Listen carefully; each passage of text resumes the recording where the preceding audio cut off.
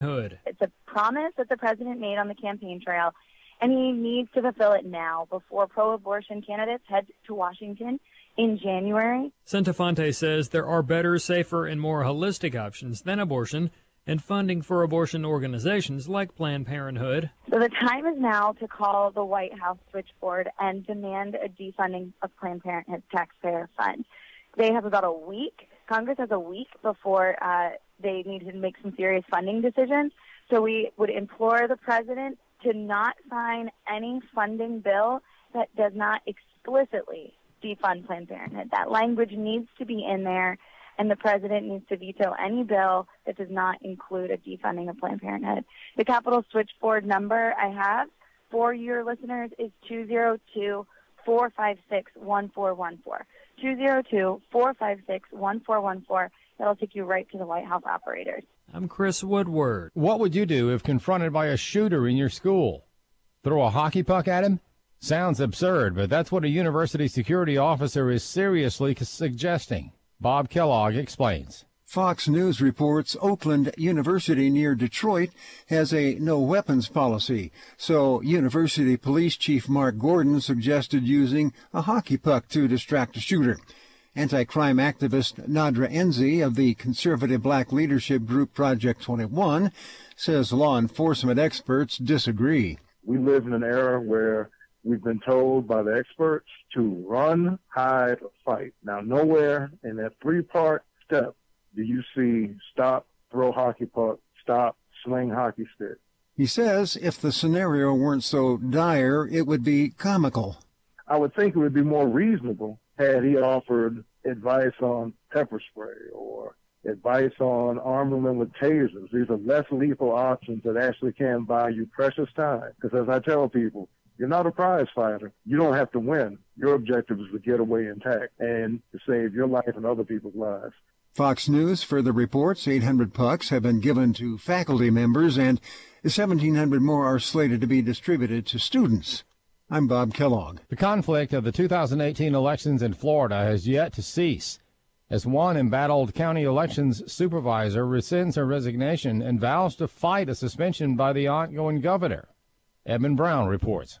Florida's recount came under scrutiny when Broward County couldn't keep things consistent. Election Supervisor Brenda Snipes became the target. I've served Broward County for many, many years. Snipes, a Democrat, agreed to resign effective next month, but now says she will finish out her term ending in 2020 because outgoing GOP Governor Rick Scott is suspending her, claiming Floridians deserve more transparency. And the supervisors are failing to give it to us. And the Broward Supervisor of Elections, Brenda Snipes, has a history of acting in absolute bad faith. In Miami, Eben Brown, Fox News. Stocks are sharply higher on Wall Street today following gains in overseas markets after the U.S. and China struck a 90-day truce in their trade dispute. The Dow Industrial Average jumped more than 400 points in early trading today. For American Family News, I'm Rusty Pugh. Family is an institution set forth by God, one man and one woman for life, with the outflow being children produced by that union. It's obvious to all that there is an attack on the family in our country, and especially on fathers. Whether it's the cycle of sin that persists in our families or the pressure from our government to exclude men from being intimately involved, the strategic battle is on for the souls of men. Join us in the battle to strengthen fatherhood. UrbanFamilyTalk.com.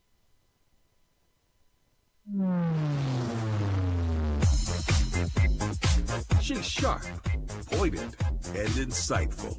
This is Stacy on the Right on American Family Radio and Urban Family Talk. The FBI was misused in 2016, and this is an organization that is very, very important. This organization has been hit hard, and they need to be rehabilitated. I think nothing splits the Democratic Party like the smell of pork. And so, you know, if I were the president, I would begin to build a list of terrific, important, needed, legitimate national security infrastructure investments. I don't think he gets enough credit for the tax cuts that have been historic and have unleashed the economy to where they are today. And we've now seen, because of those tax cuts, more people working in America today than ever have been working in our nation's history. And now, Stacey Washington. Welcome to the show. Thank you so much for being with us. It is a pleasure to be with you. And guess what? It's Monday. Yeah. So we're taking back off into this thing. We're firing off at faster than the speed of a sonic boom, I think. Yeah, we're gonna break the sound barrier here with a fantastic program that we have planned for you today. We're going to be speaking in just a few minutes up in the second segment of this hour to Corey Lewandowski. He's an author, former Trump campaign manager, and author of Trump's Enemies, How the Deep State is Undermining the Presidency. And he's going to be on the show to talk to us about news of the day, tons of different things going on, and he's going to join us.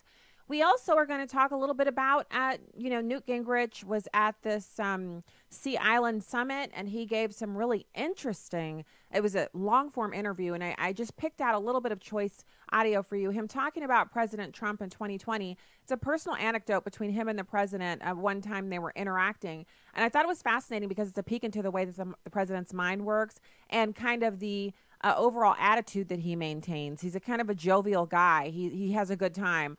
A lot. And so it's interesting to hear this firsthand tale from Newt Gingrich about that. So we're going to listen to that.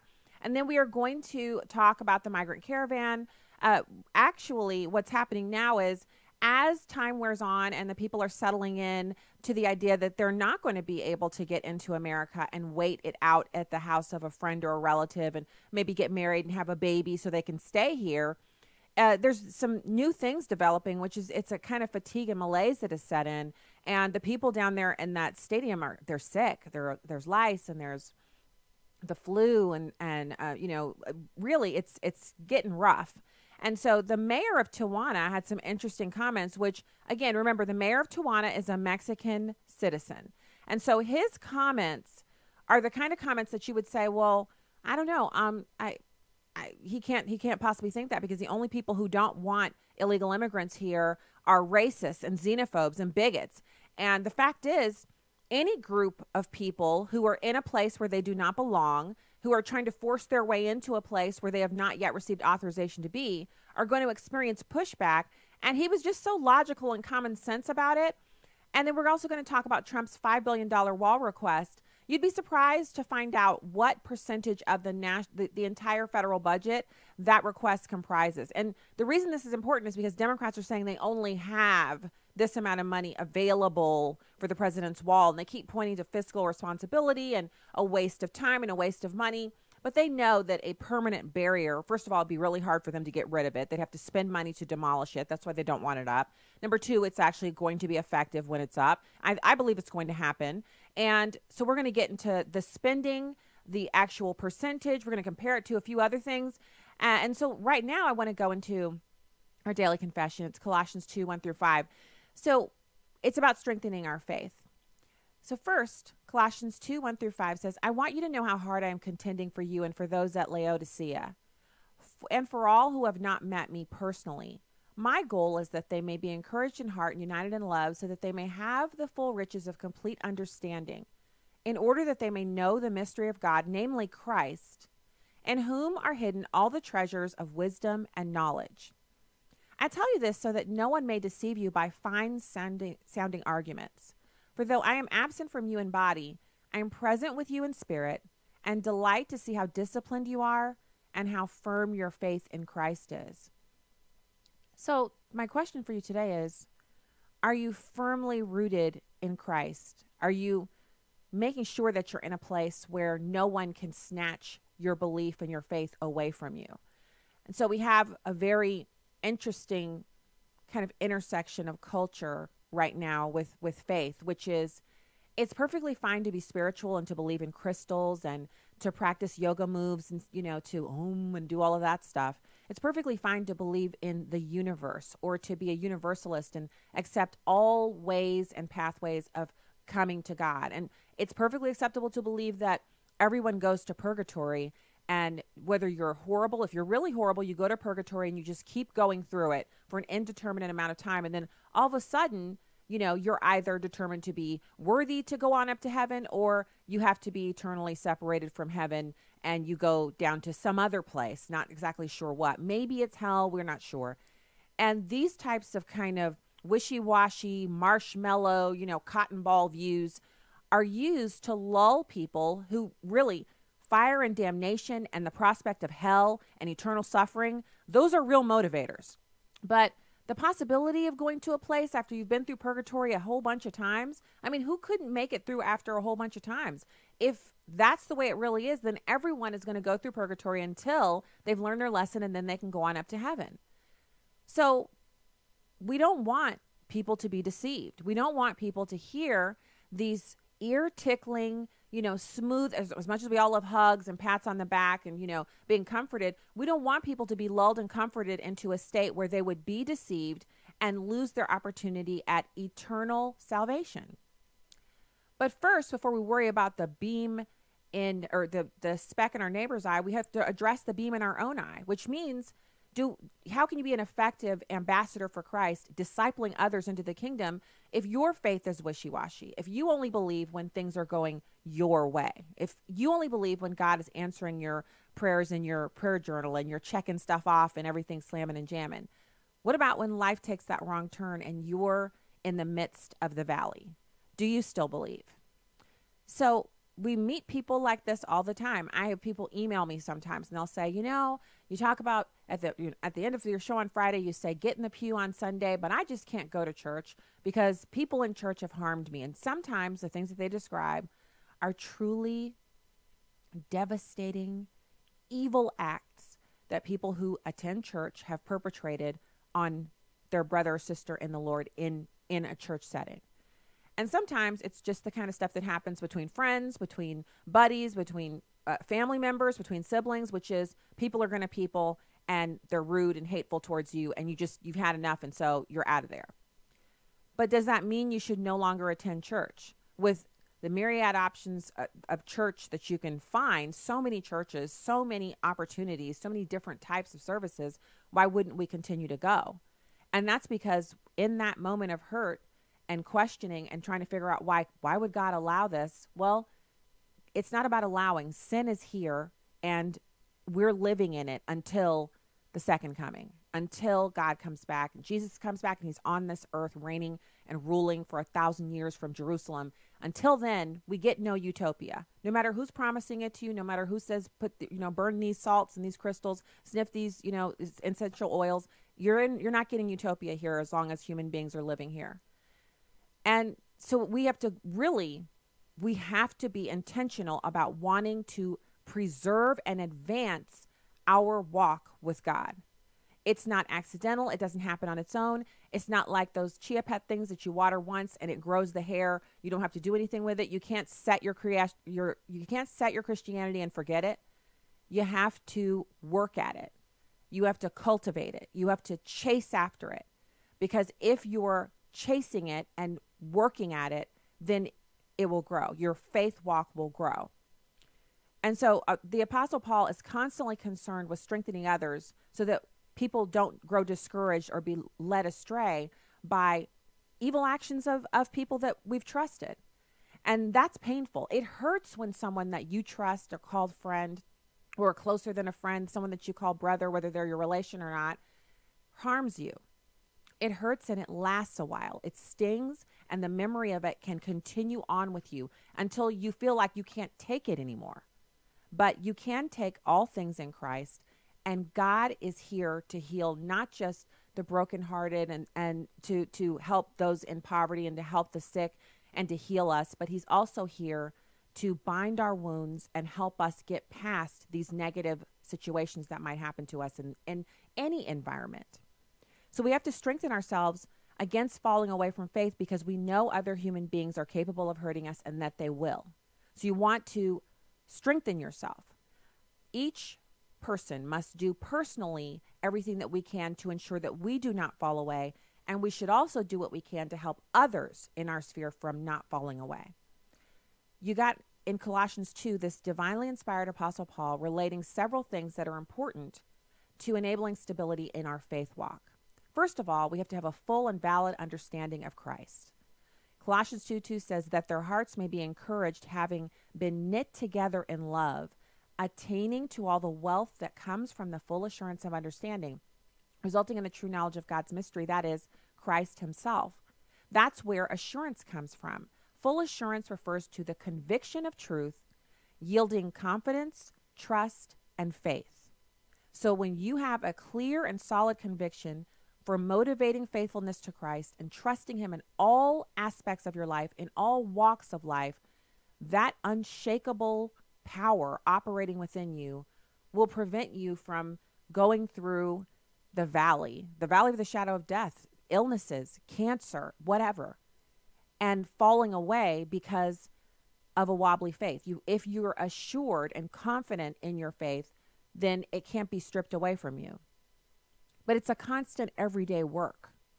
So understanding of life, what it's about, how it's worth, to have that disillusionment. The disillusionment is so key and necessary here. The disillusionment is what comes with adulthood. It comes with being married for, in almost any length of time, really, from having children, from being in close proximity to others. For women, it's hanging out with other women. For men, it might be also hanging out with women. What I'm saying is, all joking aside, that when we really interact with people and open ourselves up to the possibility of being hurt, that's when we become disillusioned and realize that there are no good people. There are just people on the walk with Jesus Christ, working out their salvation. There are no perfect people who cannot lie or a paragon of virtue. These are like papering over the faults of individuals who've accomplished great things, but are still people and flawed and sinful. Once we become disillusioned and we realize that just as capable of sin as I am, as is everyone else, and we put our expectations not in people but in Jesus Christ, then we can move forward to being aware and having revealed to us the true knowledge of God's mystery. Things that we earn here on this earth, 2018 Journalist of the Year from the Second Amendment Foundation, that is something I am so excited about. But that's a temporary designation that only exists and is only really important to people who care about the Second Amendment Foundation or people who are interested in me in some way. But the designation, true follower and disciple of Jesus Christ, that's something that will be rewarded in eternity and will last into eternity. And once we grab onto that and hold it for dear life and walk it out, that's when we'll have that unshakable faith that circumstances cannot rock, because we're founded on the rock, and the rock is Jesus Christ. So I encourage you to delve into the scriptures and pray that God would give you such an understanding, that he would help you to distinguish between the truth and a lie, that you would be well approved and vastly and deeply and greatly studied of God's word, that you could recognize the counterfeits, and that you would partake and ask the Lord to show you where your Bible study is. Where's your group of people that you need to connect with to go deeper into his word? And he'll show you. He'll send someone to you. He'll send a person right to you at the end of your service at church to say, hey, guess what? We're doing X Bible study on whatever day it is, and it's going to be exactly where it needs to be for your schedule. Trust him to do that for you. And let's continue to grow in Jesus Christ, our knowledge of him and our walk with him. I got the Christmas headbands on because it's December.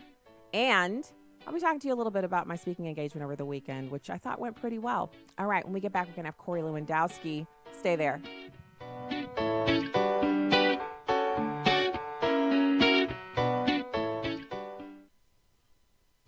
Here's Walker Wildman for Redeem Clean Laundry Products. Not only do you get a great product and you get to obviously clean your clothes, get the stains out and use a multi-surface cleaner to clean your countertops and use the dryer sheets. You're doing all of this and the money's going to support the work of American Family Association.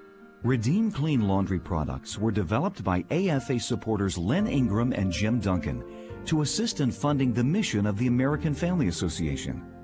Redeem Clean products work as well as or better than other products on the market. They're environmentally safe, biodegradable, and they're made right here in the United States. The great thing about Redeem Clean is not only is the product great, but it goes to support a great cause, and that is the work of American Family Association. For clean laundry and a cleaner society, it's Redeem Clean. Visit redeemclean.afastore.net. Hi, I'm Crawford Loritz with A Legacy Moment. Have you thought about this? How do others know that you belong to Christ? A lot of fraternities and secret societies have ways in which they can communicate to each other that they are part of the group. You know, a secret handshake, tattoos, even brands. These are signs and symbols that they cherish because they are marks of distinction. It shows that they're part of the group. As Christians, we have a mark too, something that distinguishes us. It's not meant to be private or hush-hush, quite the contrary. God has given us a mark and commanded us to make it public, make it loud. Listen to Jesus' declaration in John chapter 13, verses 34 and 35. A new commandment I give to you, that you love one another, just as I have loved you. You also are to love one another. By this, all people will know that you are my disciples, if you have love for one another. You see, it's not your bumper sticker or your what would Jesus do paraphernalia that distinguishes you from the world. No, it's the more difficult thing. The sign and symbol that you follow Christ is the ability to love, to reach out beyond yourself, to live in dynamic community with people who are categorically different from you. If you think about it, Jesus calls us to do the impossible. That's God's signature over us. I can't say this strongly enough. The world will know that we're different and distinct because of the supernatural ability given to us by God to love one another. Well, here's what I want you to remember today. Our ability to love one another and to live in community with each other, to get along with joy in our hearts, is a powerful testimony to a watching world that we belong to Jesus. More information about the ministry of Crawford Loritz can be found online at livingalegacy.org. You can watch a live stream of the show on Facebook or YouTube at Stacy on the Right. Now, back to the show on American Family Radio and Urban Family Talk.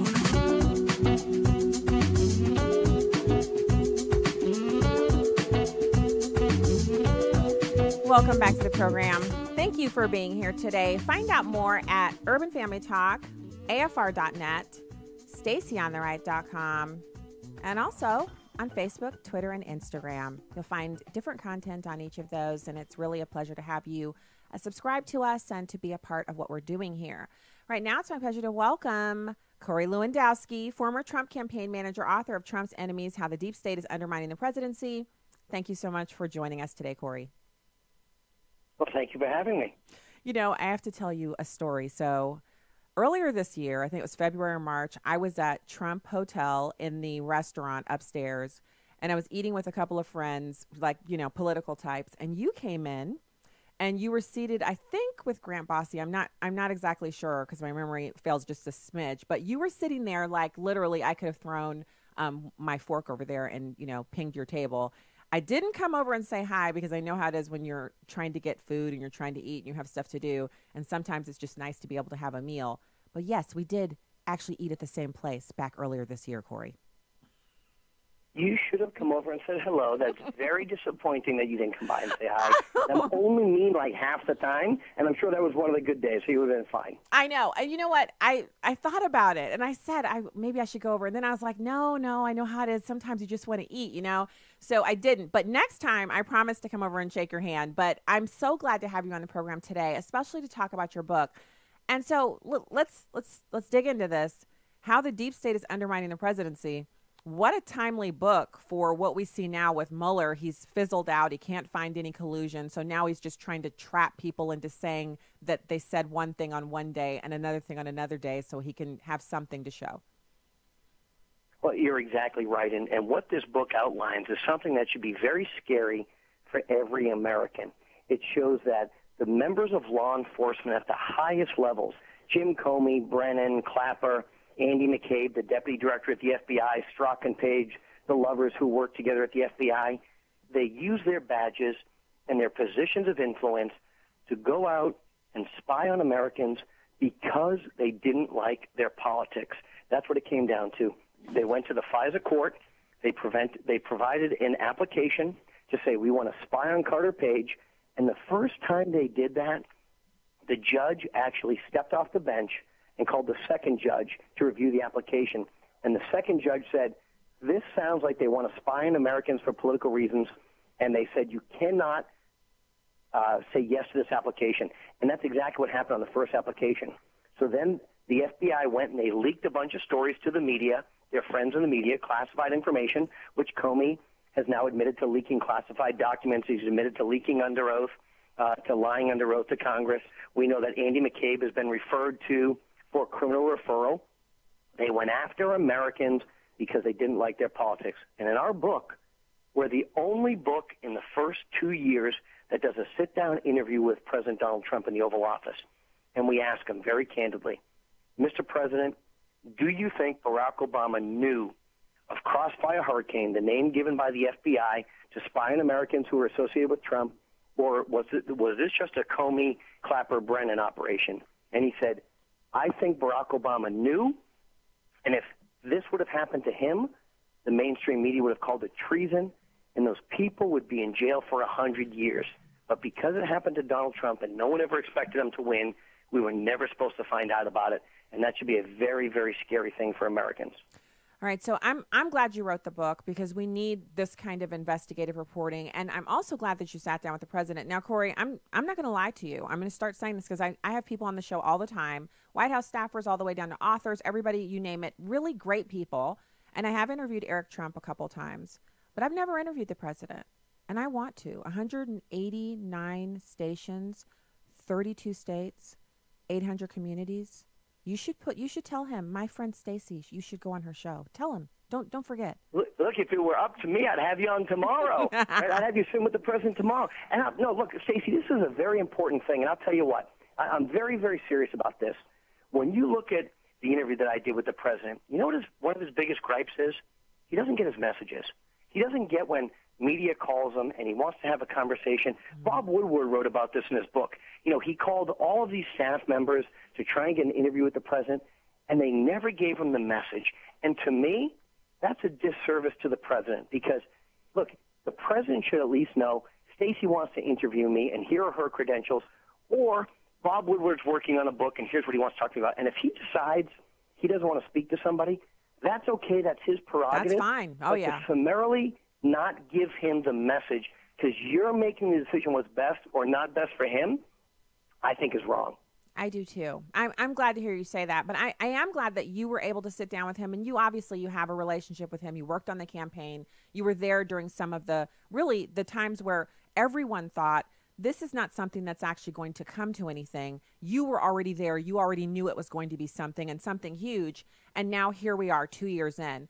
My question for you, since you have done the investigative reporting, you have talked to these people, you've written the book, Corey, why are we seeing prosecutions for lying to Congress of different individuals who were in Trump world, but we're not seeing someone like, say, James Comey being prosecuted for lying, or Clapper? He actually lied. There's video that any person can find of him saying one thing, and then later we find out he knew at the time it wasn't true, but he said it anyway to Congress. Why do we only have prosecution on the right? That's a great question you've raised, Stacey. And look, I think part of it, and part of the frustration that this president has had, is that Jeff Sessions did not go and pursue the opportunities that most of the Americans believe existed when it related to people on the left lying or subverting the truth, right? We know that Jim Comey has lied to Congress because he's admitted it. We know that Jim Comey leaked classified information. He's admitted that in his own testimony. We know that Andy McCabe has been given a referral from the Inspector General for lying under oath to the FBI on 3 separate occasions, but he hasn't been prosecuted. We also know that Huma Abedin and Cheryl Mills were given immunity by Peter Strzok, the lead investigator in the FBI email investigation. Why haven't these people been held accountable? And look, what we know is Jim Comey is going to testify on Friday.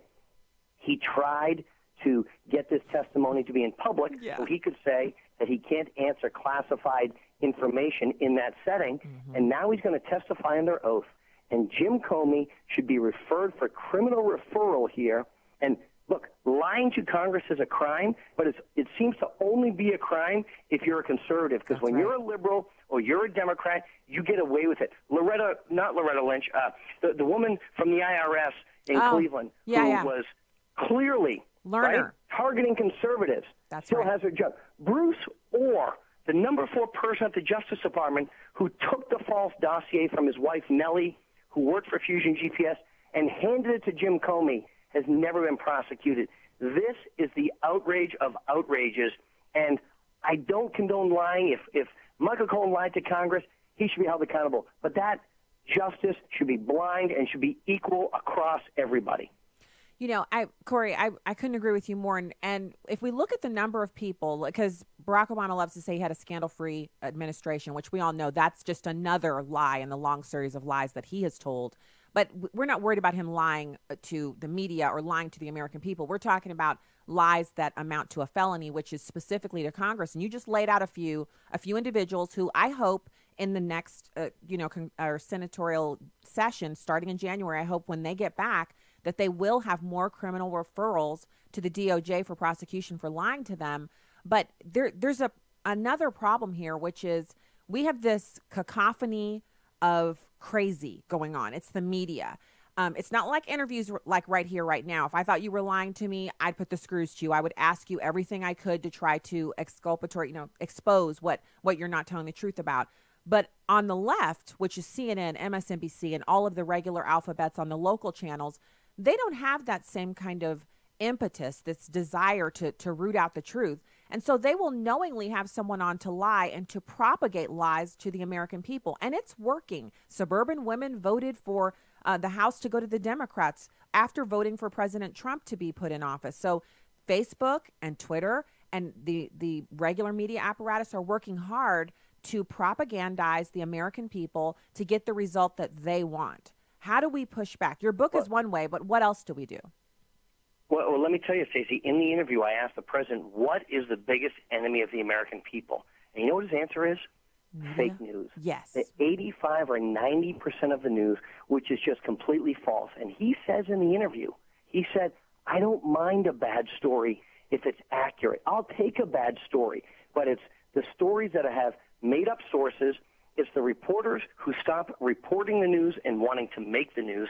It's now the individuals who all they care about is clickbait and getting individuals to go to their website and downloads, because that's what this has become. And look, let me be clear. I am zero of a fan of Paul Manafort. I hope Paul goes to jail and stays in jail for a long, long time. Wow. But last week, there was a story that said Paul Manafort went to London to go to the Ecuadorian embassy to meet with Julian Assange, is what The Guardian put out. And every left-wing station, CNN, MSNBC, NBC, they all ran the story cover to cover, wall to wall, without one shred of evidence. And look, I would think if you go to London and you've got a passport, it would get stamped. Someone at an embassy would recognize you. There'd be surveillance. There'd be video footage. There would be, a sign-in log somewhere. None of that evidence has ever proven to be true, but they ran a story without factually checking it, just to say that the whatever Paul supposedly had done with Julian Assange was going to continue the narrative on the fake Russia hoax. It's irresponsible, and that's a prime example of the fake news. It didn't happen. And believe me, I don't like Paul Manafort, but I don't think he should just be able to make up a story and run with it with no accountability.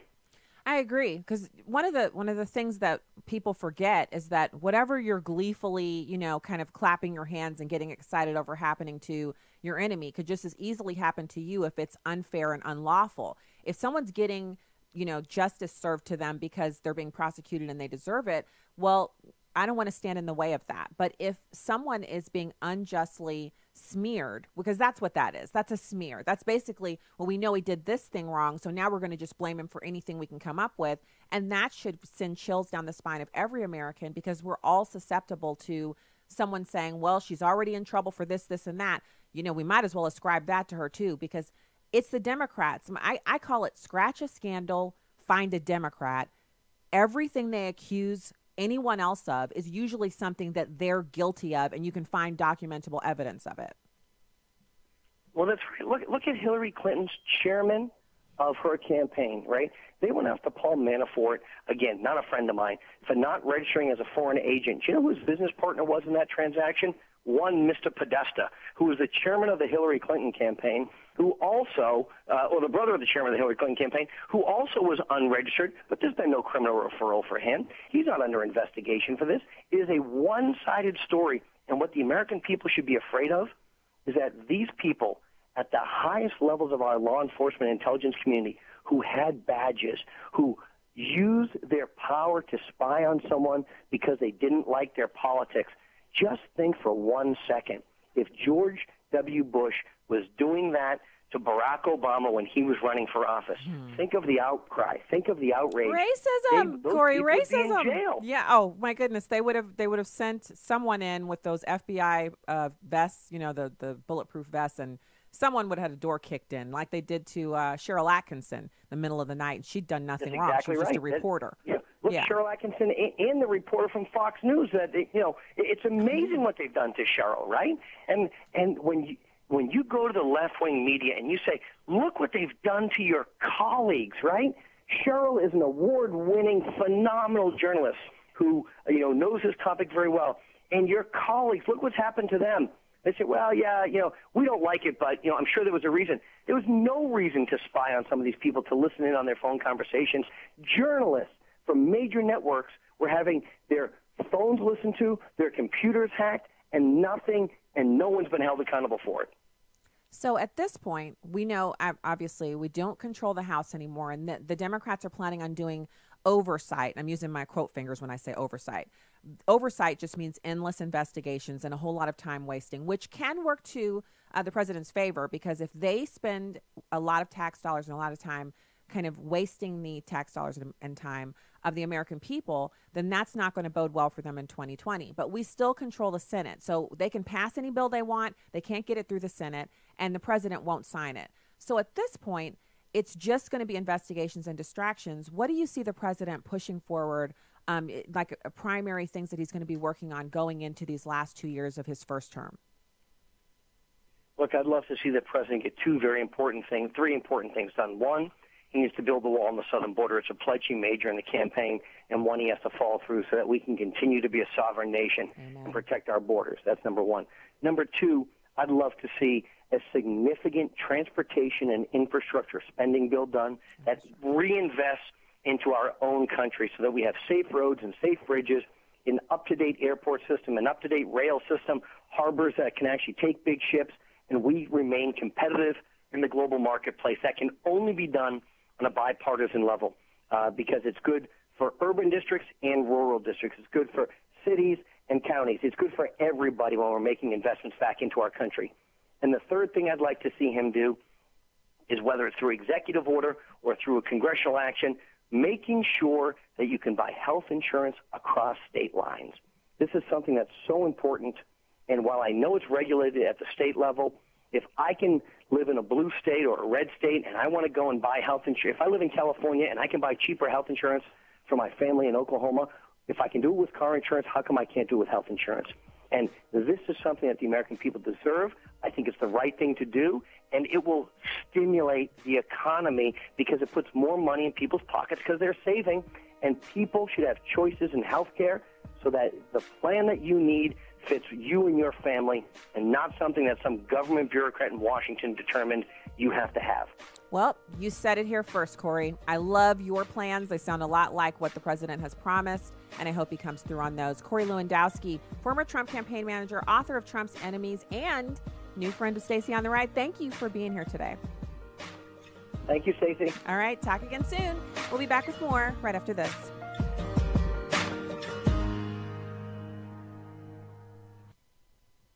...2018 was the busiest year ever for 8 Days of Hope. Steve Tybert. Over 6,000 volunteers descended to Southeast Houston over a 3-week period during 8 Days of Hope 14, 15, and 16, and helped over 1,000 families rebuild their homes, all in the name of Jesus.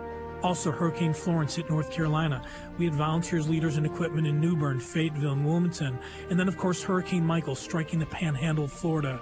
We were in Panama City Beach for 5 weeks, loving and serving families who had nowhere to turn. 2019 could even be busier as we plan to go back to some of these same communities to be a glimpse of who Jesus is by using the gifts he's given us to bless those who are looking for a glimmer of hope. Go to 8daysofhope.com, submit your email address, and we'll notify you of our plans in 2019. American Family Association is pleased to partner with 8 Days of Hope, and you can too. Learn more at 8daysofhope.com. Be the hands and feet of Jesus. Bishop E.W. Jackson. We really need an awakening in this country.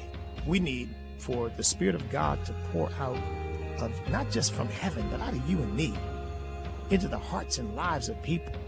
You know, you're going to have to answer to God one day for the things that you do. That's the message that people need to understand. Tuned in to The Awakening, weekday mornings at 9 Central on Urban Family Talk.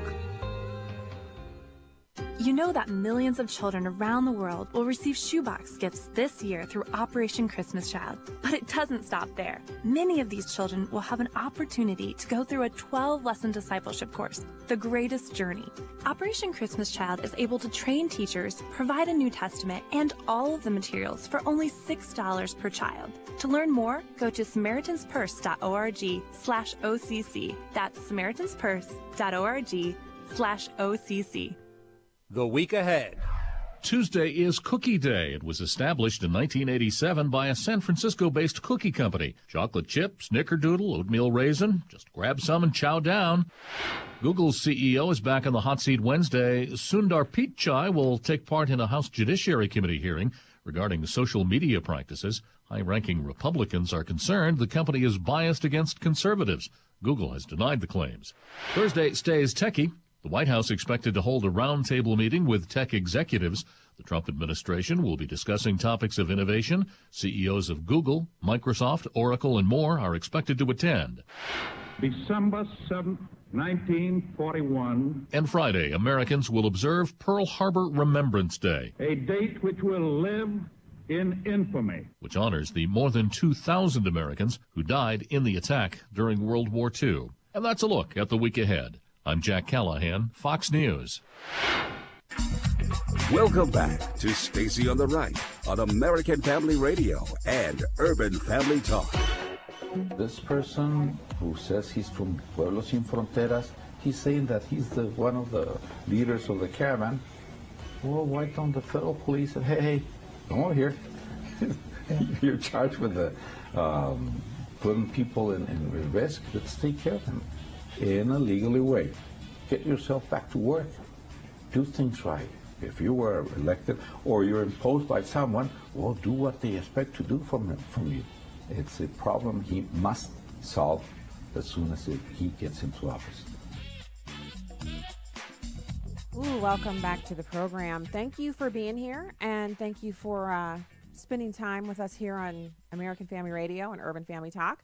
It's our joy and our pleasure and our just the best thing we can do to put on programming here on the airwaves, and hopefully, prayerfully, to glorify God with everything that we're doing here. So happy Monday to you. It's a great start to the week. The weather was so fine over the weekend, and it was such an exciting kind of like, because it was warm, we got leaves done, and I got started on the Christmas stuff, and I just love this time of year. That's why I do the 25 days of headbands. So if you have no idea what I'm talking about, you have to go on my Instagram and scroll back a little bit, and you'll see that for the past few years since I've been doing radio, I wear Christmas headbands. And when I started doing it, the kids were a little smaller, and they were still in their, kind of preteen, early teen years where everything I did was cool. Now they're a little horrified and mortified by the fact that I wear these headbands out in public, but I do. I wear them out and about when I'm out doing my thing. And what I found over the past 4 or 5 years that I've been doing it is that a lot of other people really just need to see someone else doing it so they can do it too. In other words, just kind of open the door, give permission. And I've seen other women out wearing them. Like if I forget mine, or if I'm with one of the kids and they're like, please don't wear that. So I'll leave it off. And then I'll see other women walking around with them on. And here's why it's important. Jesus is the reason for the season. And we're meant to enjoy this time of year. We're meant to be gratefully and prayerfully thankful to God for the gift of his son on the cross for us. And so the headbands are just one way to celebrate that. It's also a way to say it's Christmas time. No offense to anybody else who celebrates holidays during this time of year, but there's only one reason in the United States of America why we take 2 weeks off from work and why we put up, pine trees and different variations of evergreen trees. The only reason why we put wreaths up, the reason why red becomes such a prominent color, The reason why we celebrate this time of year, and we all know Jesus Christ wasn't actually born in America's calendar year of December, but the reason why we celebrate is because we want to take time off to give gifts to others to symbolize our recognition of the gift that was given to us, the ultimate gift, the ultimate sacrifice for all of our sins, and that the birth that was precipitated by the birth of God coming into flesh so that he could experience all that we experience, so he could take our sins upon him, which we'll celebrate that in Easter, but this is for Christ's birth. And so, hey, it's time for headbands, and I got some new ones. So I'm mixing the new ones in with the old, so you'll be seeing them if you look at my Instagram, or if you watch any of the live streams, you'll see the headbands, and it's going to be super fun. And if you see me out and about in West County and I have on the headband, say hi.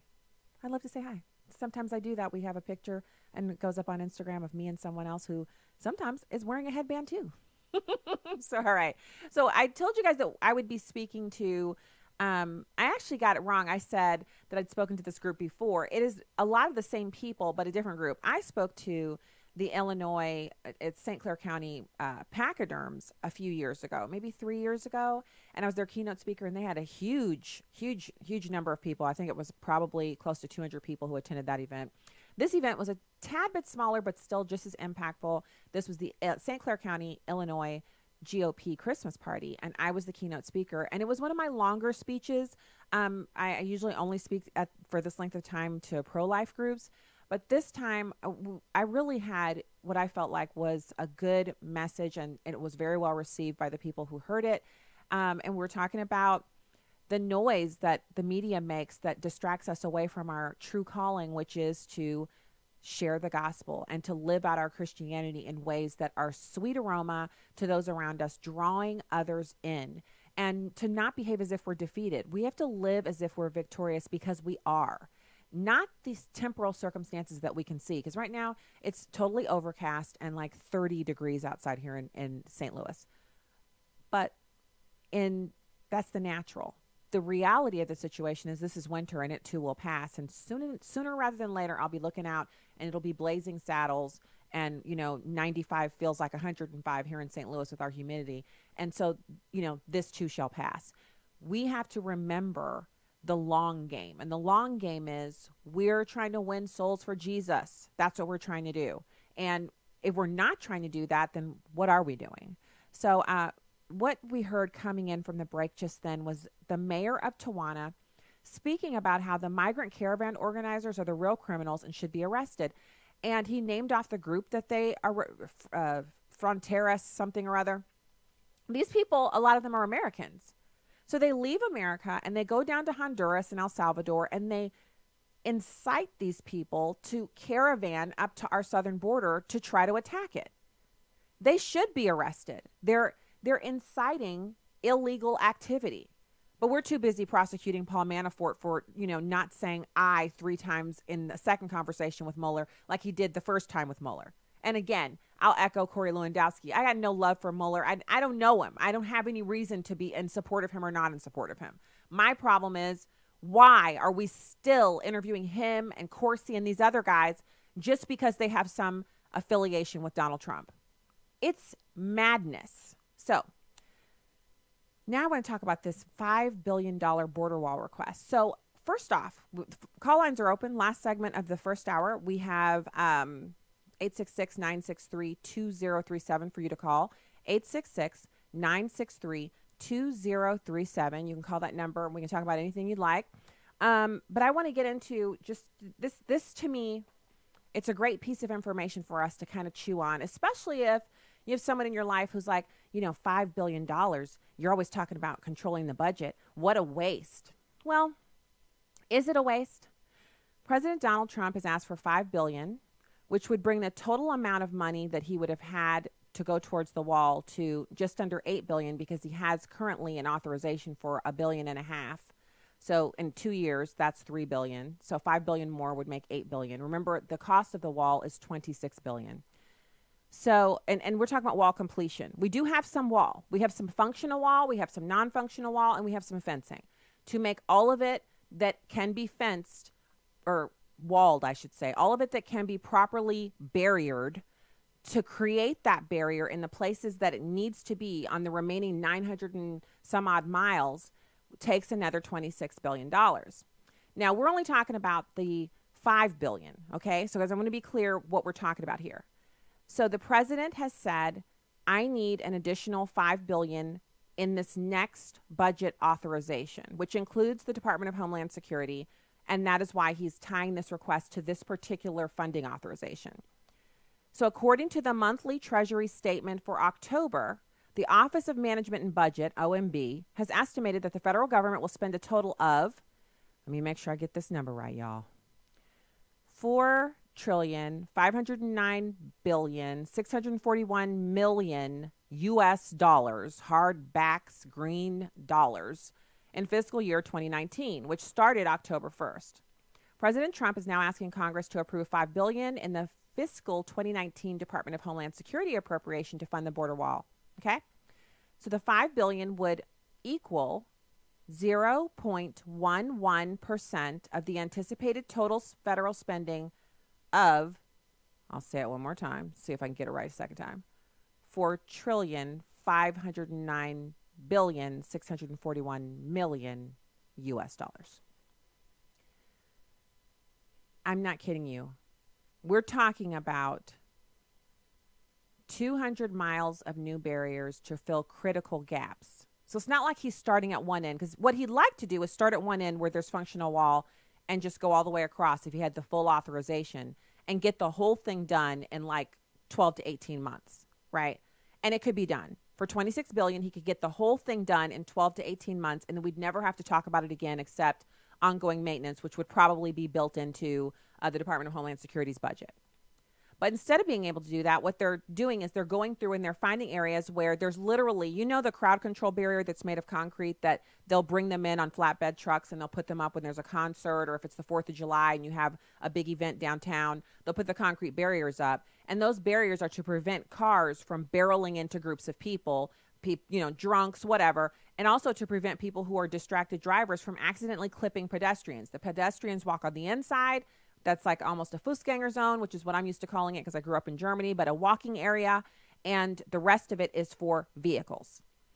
What we have in certain sections of our U.S. border with Mexico are these concrete barriers. Some of them are a little taller than what we're used to, but in essence, they're essentially crowd control barriers that are meant to keep cars from driving through.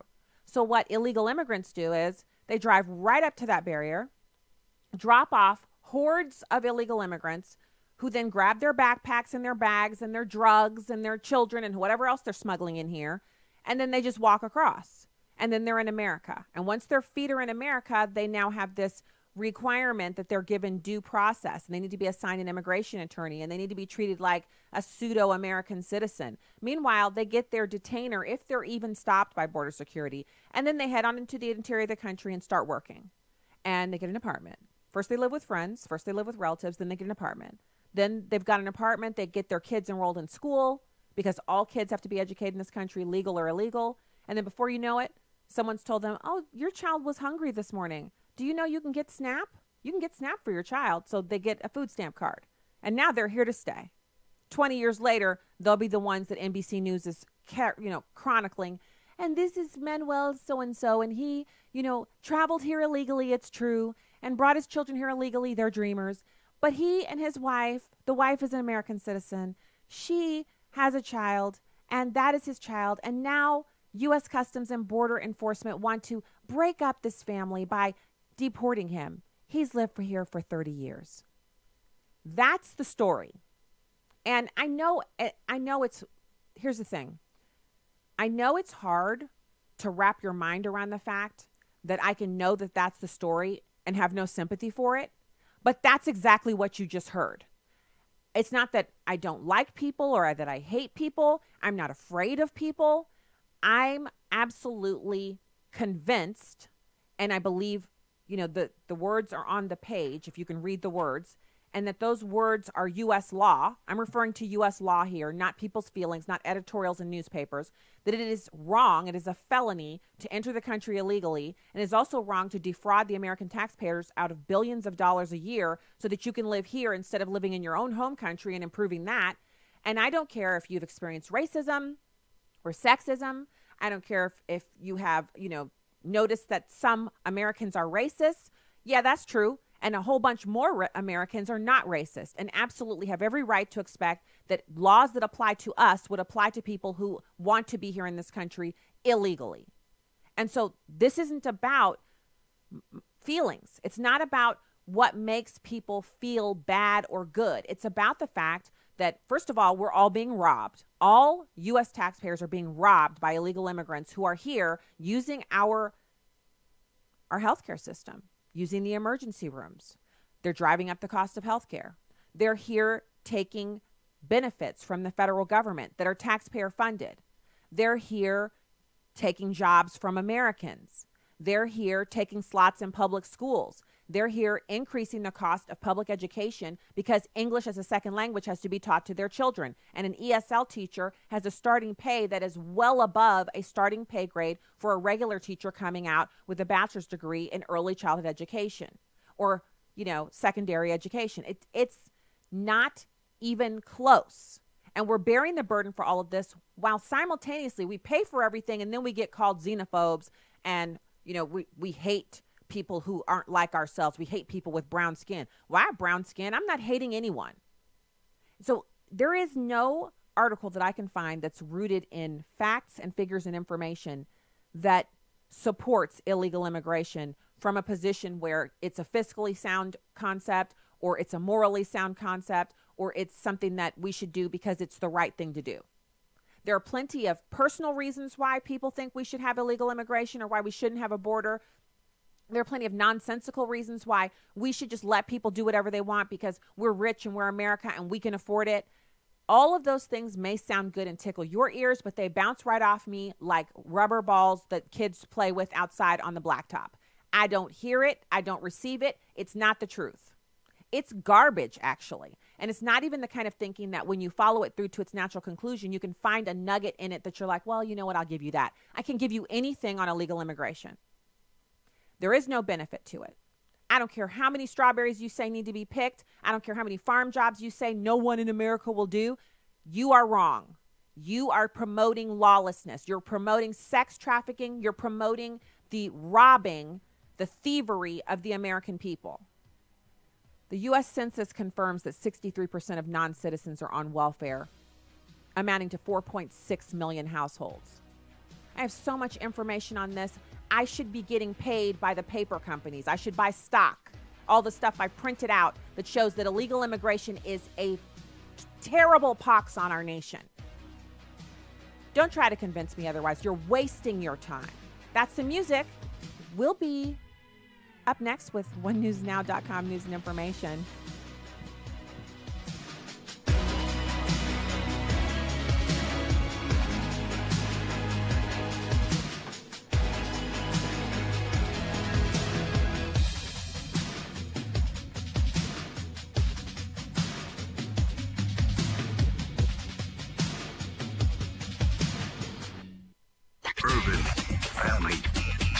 Urban Family Talk.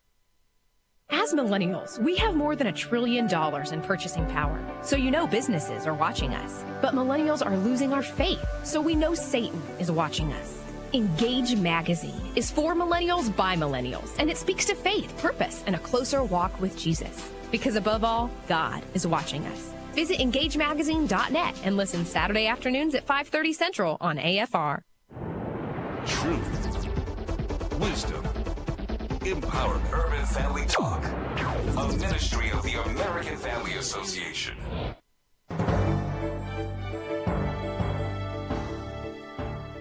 For American Family News, I'm Chris Woodward. Children are back in school across the Northern California county devastated by wildfire. Butte County Office of Education Superintendent Tim Taylor says there were tears and hugs as 31,000 children returned today. Nearly 5,000 public school students are going to classes in other buildings because their own schools were damaged or destroyed. The county canceled all classes after the November 8th wildfire that devastated some communities, inundated others with heavy smoke, and killed at least 88 people. Former President George H.W. Bush will be honored in the nation's capital. Fox's Rachel Sutherland reports from Washington. The late President Bush will lie in state in the Capitol Rotunda, starting tonight, round the clock through Wednesday morning. Defense Secretary James Mattis reflected on the life of the president at the Pentagon. A young man, he proved his valor in the toughest circumstances. And for the rest of his life, he was the same kind of public servant, committed to us all. President Trump and the First Lady will attend a funeral Wednesday at Washington National Cathedral. The president's remains will be placed next to his wife Barbara Bush at the Bush Presidential Library in Texas. In Washington, Rachel Sutherland, Fox News. A U.S. senator from Louisiana will not be on the ticket as his party tries to take back that state's governor's mansion. Fox's Evan Brown explains. Louisiana Senator John Kennedy, a Republican, says he will not pursue the party nomination for governor. The announcement from Kennedy means the Republican field in that race next year could be wide open, as very few Republicans with name recognition have expressed interest in the job. It's expected incumbent Democrat John Bel Edwards will seek a new term. Democrats won the governorship in 2015 after Republican Bobby Jindal reached the limit of terms. Evan Brown, Fox News. Ohio is dealing with an abortionist who has had a shaky reputation for years. AFN's Charlie Butts has that story. After the U.S. Supreme Court legalized termination of preborn children in 1973, Harley Blank was the first in the state to do an abortion and set up the first clinic to perform that service exclusively. Cheryl Solinger of Operation Rescue tells AFN Blank has surrendered his medical license in lieu of administrative actions. The Ohio Medical Board was about to revoke his medical license for handing out prescriptions to men that were not his patients. He kept no medical records on him, so he's just dishing out these prescriptions for drugs. Over the 50-plus years the 79-year-old Blank was in the abortion business, he faced multiple malpractice lawsuits, and Operation Rescue filed a complaint against him over misdiagnosing an ectopic pregnancy. The woman eventually had a rupture of her fallopian tube and can never have children again because of the surgery that was required to save her life. This is especially egregious because Blank repeatedly reassured her that her pregnancy was in her uterus and actually went through the motions of an abortion on her, took her money for the abortion. But she paid a huge price for the misdiagnosis from an abortionist who had no insurance. While Blank surrendered his medical license, he is also forbidden to apply for reinstatement in the future. I'm Charlie Butts. American Airlines is investigating how a 67-year-old woman in a wheelchair was left alone overnight at Chicago's O'Hare International Airport when her flight was canceled. The incident started Friday night when Olympia Warsaw's flight from Chicago to Detroit was canceled and a porter was assigned to take care of her. Her son says Warsaw was offered a hotel room, but when nobody would take her, the porter said his shift was over and left. The family grew concerned and called security, and the woman, who suffers from Parkinson's disease and has trouble communicating, was located. In final news this hour, good news involving gas prices. For the first time in 18 months, AAA says the national gas price average is cheaper than 1 year ago. A gallon of regular will now set you back on average $2.45. That is American Family News for this hour. For more news and information, visit onenewsnow.com. Thanks for listening.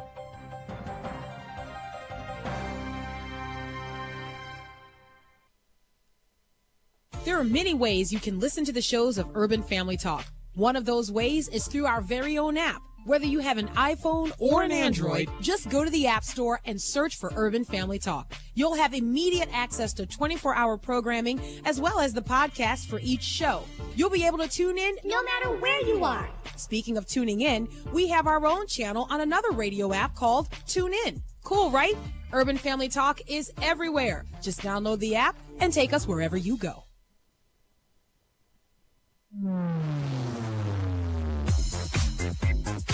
She's sharp, pointed, and insightful.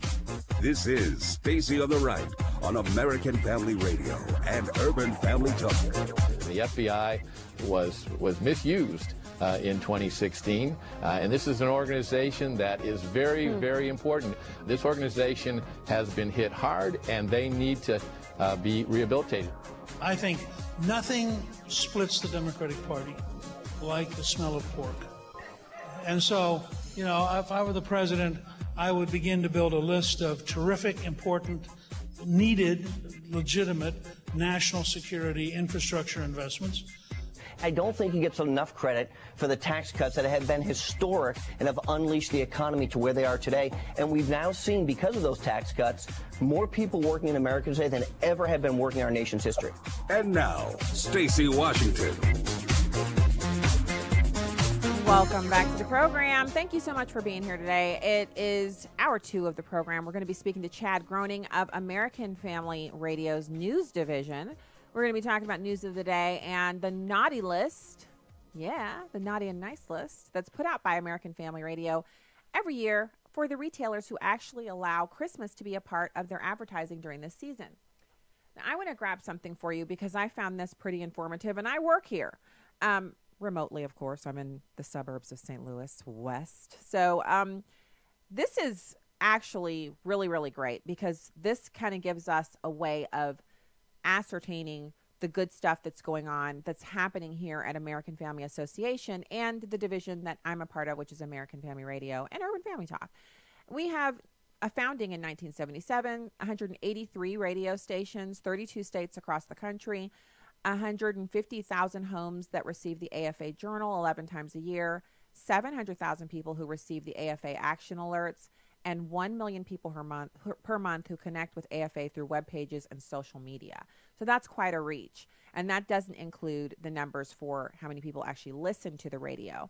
And I know I often say I'm on 189 stations, and that's because I have a couple of other stations in addition to AFR and Urban that carry the program on their networks as well. So I'm really excited about the growth of the show and what God's been able to do through AFA, AFR, Urban Family Talk, and through the proliferation of our little program online and on terrestrial radio. So this hour, we're going to be talking about the kind of witch hunt that's been going on. And I have no compunction with calling it a witch hunt. If there were any evidence, we would have already seen it produced. It would have already been leaked. Because, you know, that's the thing with the leaks. If you notice, they're never leaks about how awesome someone is. They're always leaks with bad news. We haven't seen any, which means there aren't any, which means what are we still doing having an investigation? So we're going to talk about that. We're going to talk about James Comey, who launched a lawsuit because he wanted to testify in public so he could say that's classified, that's classified. You heard Corey Lewandowski refer to that last hour. We are also just, you know, having a lot of discussion. We'll turn back to the immigration issue. There's an expert that I was able to get some audio from talking about immigration on the wall, and we'll do that in the last segment. Call lines will be open this whole hour, 866-963-2037. Let's listen to Senator Warner, who's a Democrat. And the reason we're listening to this is because I want you to hear how important it is that people don't lie to Congress when the people who are suspected of lying are Republicans and the person speaking is a Democrat. It's super important. But if it's Hillary Clinton, there's no intent. Now, he doesn't mention Hillary Clinton, but that's one of the cases that is glaringly, it's like something that you can't turn off. It's a blinking light. It's something going on that you cannot get away from. The fact that she did wrong, Comey admitted she did wrong, but she wasn't prosecuted because she lacked intent. Well, how do we know what the intent was of these individuals unless we impute it to them because we either like them or we don't?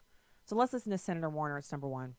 If we've seen something that we feel it would be appropriate to go to the special prosecutor, as Chairman Burr mentioned, we'll make those referrals. And we want to make clear that lying to Congress is a crime. In the case of Michael Cohen, the special counsel came to you. Is that correct? We have an ongoing relationship with the special counsel. We have, as you said, though, two different approaches. The special prosecutor is a criminal investigation. We are a counterintelligence investigation, and we've concluded, obviously, that Russia intervened massively, and we need to preclude that from happening again. We're also looking into the question of whether there was collusion between the Trump campaign and the Russians. I believe there are clear evidence that the Russians were offering information about Hillary Clinton. We know that. That's been documented in a number of these meetings. The question about whether it was full collusion, that is something both Chairman Burr and I are reserving judgment until we see all of the witnesses, and we've got more folks to see. So, more folks to see. Do you hear how matter-of-fact he is about it? Do you hear how he just kind of sounds like, you know, this is just a matter of course. If someone lies to Congress, they need to be prosecuted?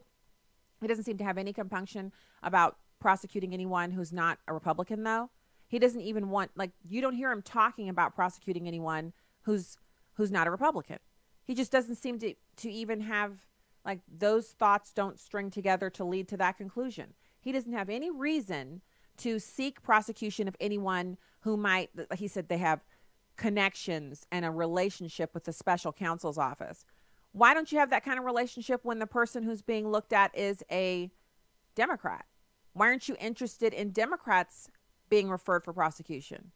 Because you don't really care about justice, do you, Senator Warner? You don't care about making sure that people adhere to the law. You're just interested in,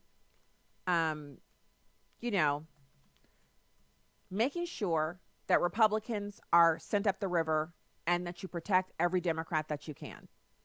And how in the world can we as Christians get in line with that? Selective prosecution, justice only being for certain people. Why would we ever sign on to that? So now I want to listen to Goodlatte. He's the outgoing chairman of the House Judiciary Committee. And we think, I've heard tell that it's going to be Lindsey Graham coming in January to be the chairman of the House Judiciary Committee.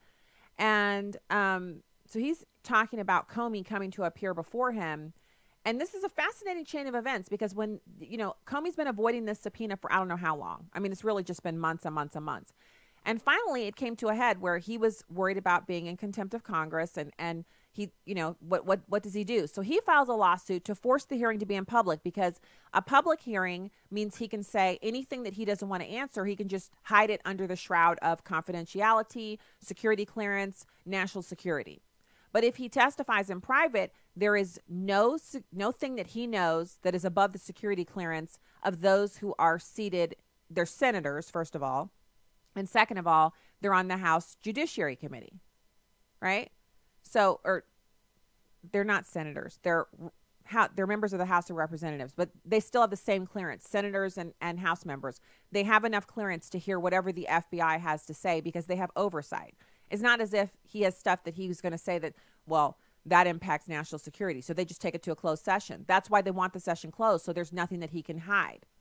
He doesn't want that. He wanted to be able to grandstand in front of the American people. So half of the country that think he's a hero because he's finally come from the dark side of being a Republican to being a full-blown Democrat, the same guy who's renounced anything he ever believed before, and he now says he should have supported Hillary all along, which he was. He was supporting her all along. He was never a Republican. He's a plant for the Democrats, running around saying he was a Republican and acting like a Democrat the whole time. He has had his ability to grandstand and make this all about himself, the Comey show, which we've seen plenty of and we want it canceled. He's had that ability removed from him. And now he has to testify before them, and he's not going to be able to hold anything back. And if he's lied to them, well, I'm hoping we'll see a criminal referral. What's good for the goose is good for the gander. Let's get it on. So here's Goodlatte talking about what he expects from Comey. It's number 2. We've now examined thousands of pages of documents, searched through nearly 1 million documents, interviewed 16 other witnesses. Mr. Comey is, as the former FBI director, at the center of both of these investigations launched in 2016 with regard to Hillary Clinton and the Trump campaign. And it's the culmination of that. We've been asking for Mr. Comey to appear for a few months now, and when he refused to appear voluntarily for a transcribed interview, I was forced to issue a subpoena, which he now has sought to quash. That's, in my opinion, inappropriate, and now it's time for us to conduct that interview. After that interview, we do need to wrap up, but I will also say that there are always more questions that people will have, and that's why I'm pleased that Senator Lindsey Graham, who's expected to be the next chairman of the Senate Judiciary Committee, and Chairman Ron Johnson of the Senate Oversight Committee have both expressed very strong interest and intentions to me to continue to pursue this matter. So we do need to wrap it up. We do need to get this information out to the public, and we are hard at work on doing that. But Mr. Comey's testimony is a critical part of that. And it is critical that we understand exactly what happened. And he hasn't mentioned it, but we're talking about the abuse of the FISA court, which I also saw articles written talking about the connection between President Trump. It was, I think, last week or the week before, President Trump said something about Obama judges striking down his asylum. So in other words, you enter the country illegally, you can't apply for asylum. And that was something that he added on to current rules and laws about what people can and can't do with asylum. And it's completely within his purview as president, because immigration, that portion is remanded by Congress to the executive branch. And so he's able to make these kinds of rules. Obama did it. Why can't he do it? Well, this Ninth Court Circuit judge doesn't want you to be able to exclude people based on the status that they hold while they're in the country. If they're here illegally, how can you apply for asylum when you entered the country illegally?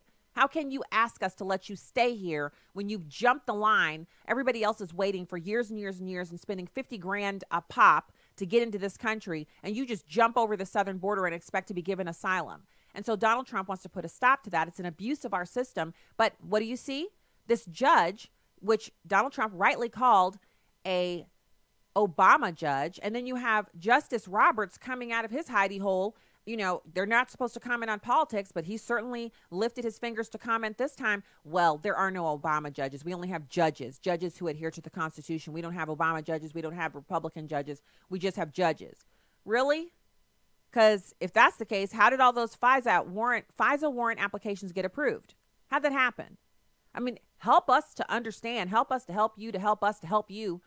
Okay, Roberts? We just want to understand how these are just regular judges when the Ninth Circuit consistently rules for liberals. And when liberals need a judgment, when they need to stop the executive, when they need something done, they don't go to the fourth. They don't go, they go straight to the ninth.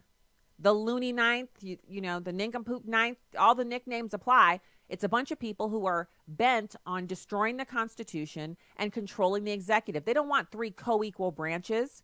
Hey, Ocasio-Cortez, this is a segment of the show that could be good for you. Three co-equal branches of government, the executive, the legislative, and the judiciary, not three branches of Congress plus the presidency. Somebody send her the Schoolhouse Rock series of videos or the link to the YouTube. She's going to get paid $170,000 a year for that tomfoolery. Back to the subject. So you've got Goodlatte actually having this interview yesterday on Sunday before the judge ruled that Comey, he can't make new law. Now, what am I talking about when I say that? Well, I thought this was pretty fascinating. So you've got a few days ago, this Comey, former FBI chief Comey. He didn't want to be deposed by Congress, but he had no legal basis to avoid the congressional subpoena. So what he did was he said, okay, you know, I'm going to get a lawyer, and the lawyer will figure out a way to get me out of this. And that is, you know, that's accepted practice here in this country. If you don't like the way something's going, you hire an attorney or 10 or a big firm, and they figure out a way to get around the law for you. So here he is. He's got this congressional subpoena, and they want to speak to him about his conduct in the 2015, 2016, and 2017 DOJ FBI operations against then candidate Donald Trump. Now, congressional lawyers responded to Comey's lawsuit, the lawsuit that he filed to avoid questioning, and the statement from the lawyers representing James Comey, they were speaking in front of the judge, and the judge is Trevor McFadden. And they were saying, hey, judge, here's your chance to create some new law. That's actually what they said. They said that if he would just work on creating some new law, because he's technically seeking to pause or kill a subpoena, he's using his case to air his accusation that members of the Republican-led House and Senate selectively leak details for their own benefit when they call for witnesses to testify in private. So I'll get through the rest of this. Right now, we're going to go to the break, and when we get back, we'll have Chad Groening live from Studio H. Stay there.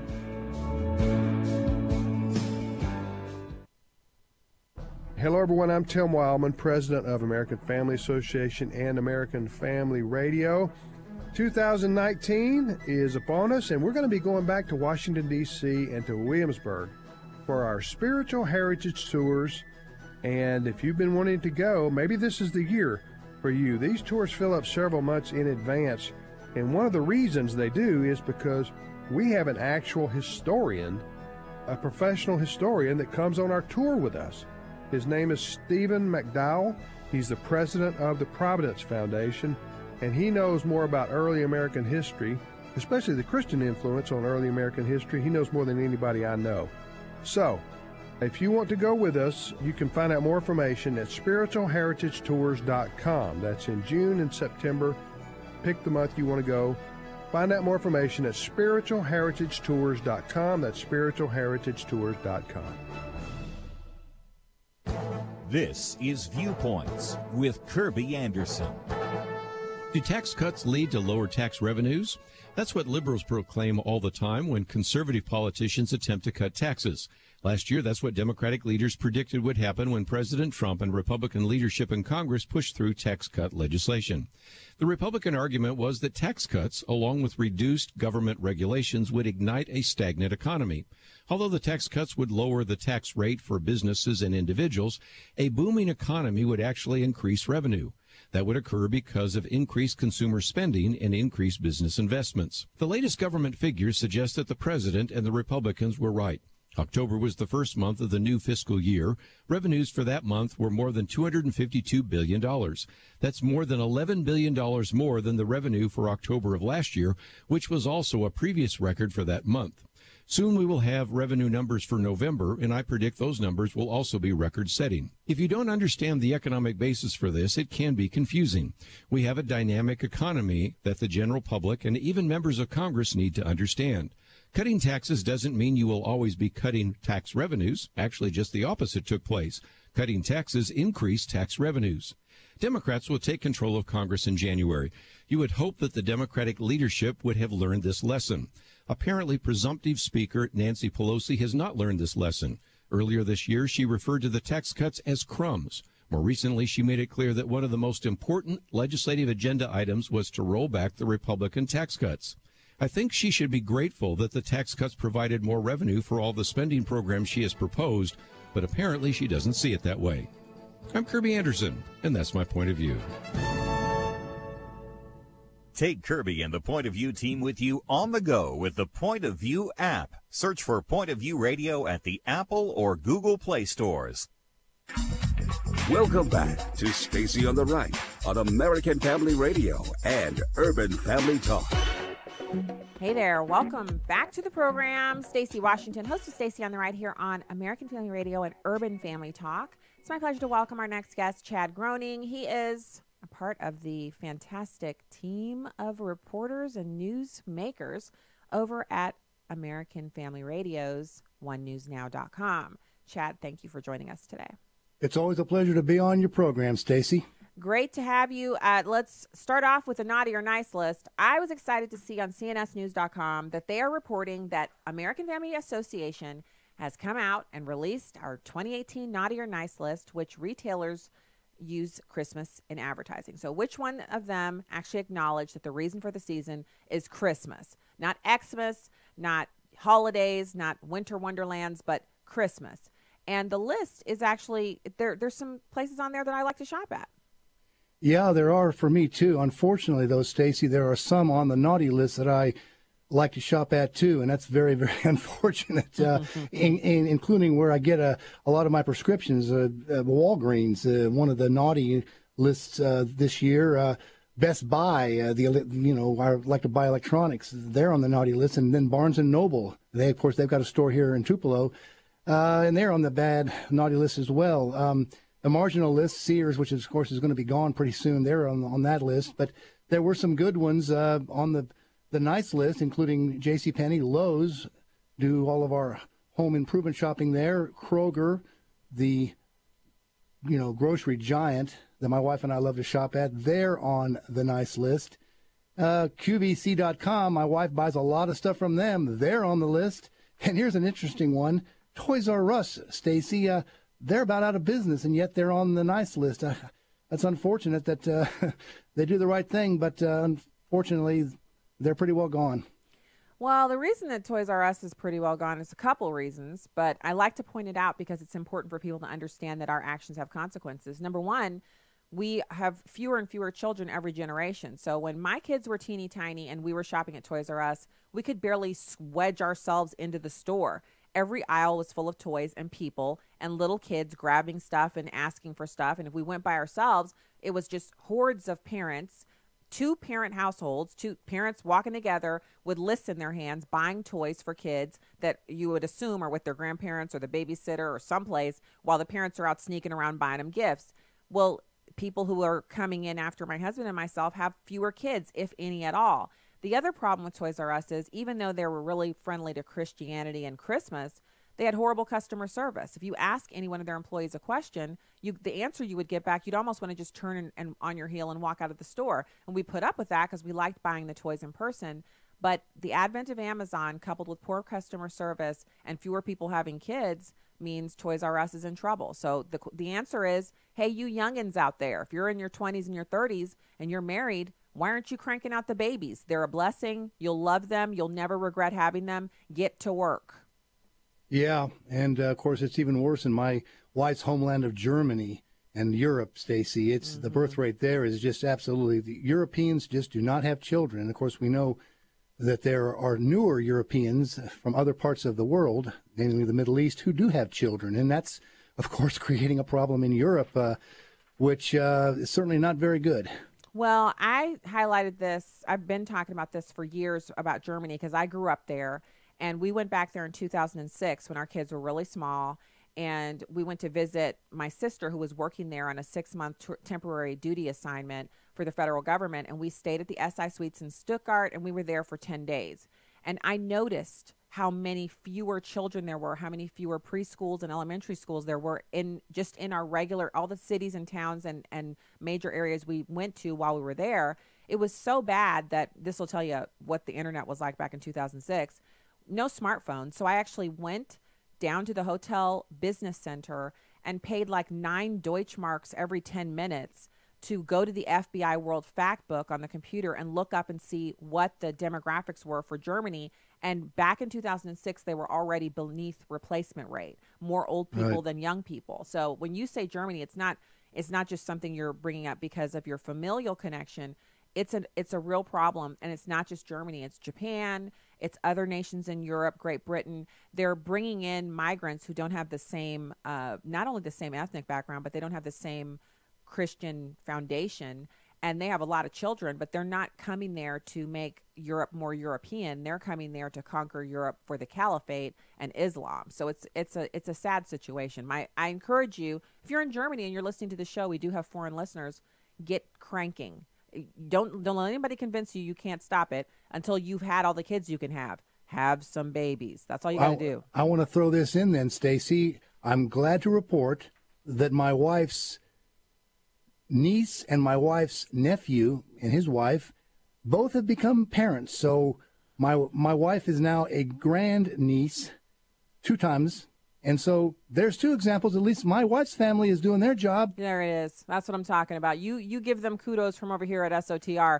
We are always happy to see people, married people, crank out the babies. Because I'm not kidding. We have 3 kids, and if I could go back and do it again, we'd at least have 1 more. Because you never regret having the kids. I only meet people who say, oh, we probably would have had a bigger family if we had, blah, blah, blah, blah. So I'm grateful for the 3 that we have, but we definitely could have just kept on going. We could have had 5.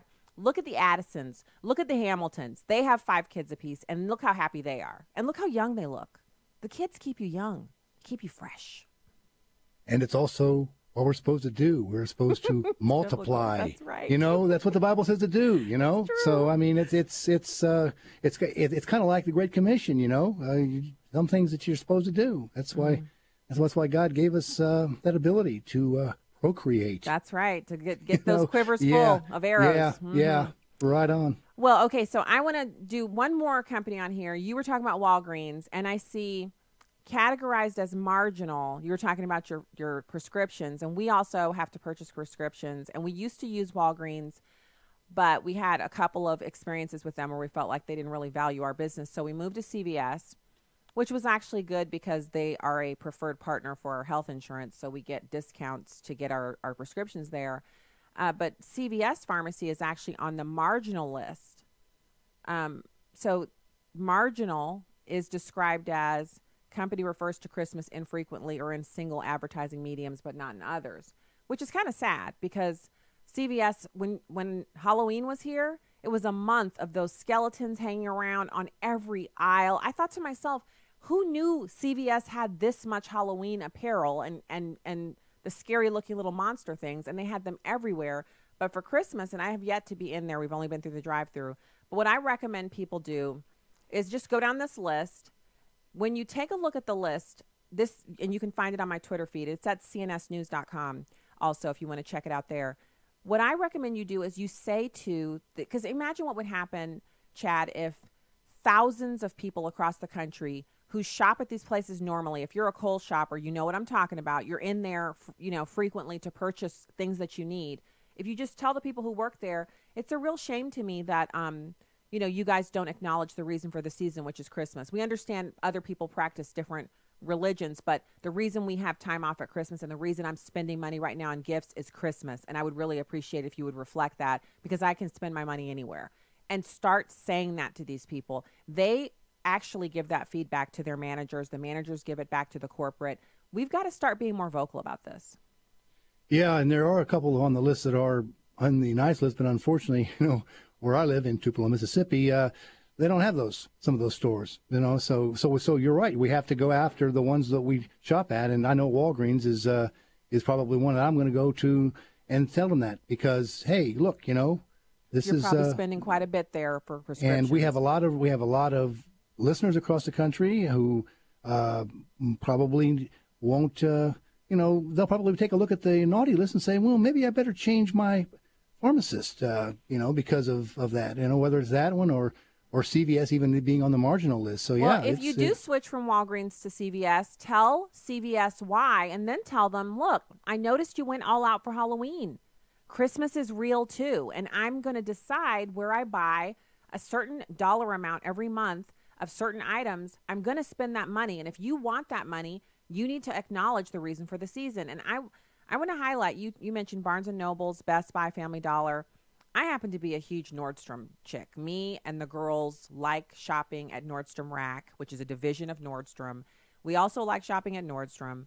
And Nordstrom is on the naughty list. And I hadn't referred to the list last year, and I was talking about being at the Nordstrom, and a friend of mine said, don't you work for American Family Radio? Nordstrom is on the naughty list. And I had to go home and get on my computer and look it up. And I was like, shameful, Chad. I was downtrodden. I can't believe Nordstrom can't get it together. As much money as Christians spend in Nordstrom, they should really get on the good foot. Also, PetSmart, some of these you're like, yeah, whatever. But Office Max, how many of us buy our paper and our printer ink from Office Max? We should be able to get them to change. One thing I want to make note, though, on this, Stacey, and I was talking to my colleague, Chris Woodward, who covers this story quite a bit, and he said when he started covering the naughty and nice list back in 2010, there were more naughties than there were nices. So AFA and our program, the naughty or nice list, appears to be working, because I counted them. 51 are on the nice list, 9 on the marginal, and 18 on the naughty. So the nice list has grown, and the others have shrunk. So we must be doing something here, right, with our naughty and nice list? Yes. And you know what, Chad, thank you for pointing that out, because I do like to be encouraging here on the show. And if we're actually making a positive impact in this area by mentioning it to people, by moving our shopping dollars around, I know it can feel a bit inconvenient, but if in the long run we have more people, more businesses acknowledging the reason for the season, then we're doing something right here. I truly believe that what you just described is the same impact we're going to see with Target. They're very resistant, but that they're eventually going to come around as well. Yep.